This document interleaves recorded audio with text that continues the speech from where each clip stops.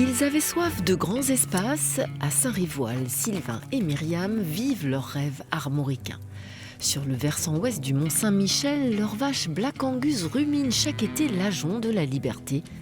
Le reste de l'année, elles sont un peu plus bas dans la vallée. Bon, c'est assez rude comme temps, comme hiver, mais donc on s'est adapté à ça grâce à une race un peu différente qu'on a choisie, qui a l'habitude quand même de vivre en Écosse.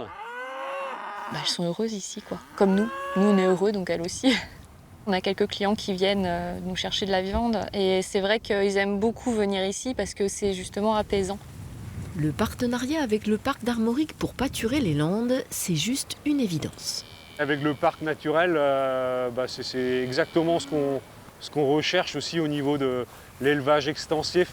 C'est juste la contrainte de calendrier, en fait, du 15 mai au 15 octobre, mais d'un autre côté, il n'y a rien à manger avant, donc ce serait complètement stupide de mettre des bêtes avant. Donc il n'y aurait pas eu de calendrier défini. Naturellement, avec la nature, on l'aurait fait comme ça, quoi.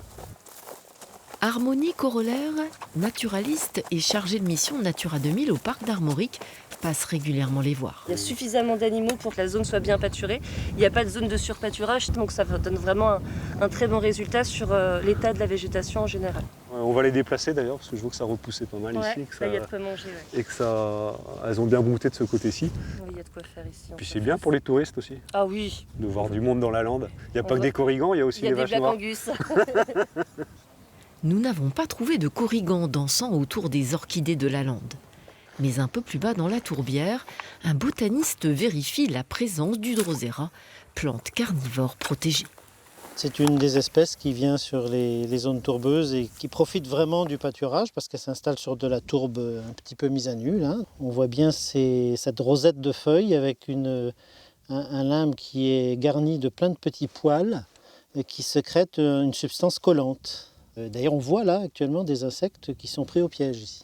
S'il n'y avait pas eu de pâturage à cet endroit précis, là où il y a une petite source qui commence à alimenter une zone tourbeuse, la végétation serait beaucoup plus fermée. Il y aurait de l'herbe presque monospécifique jusque-là, et avec quelques sphagnes peut-être au pied, mais c'est tout.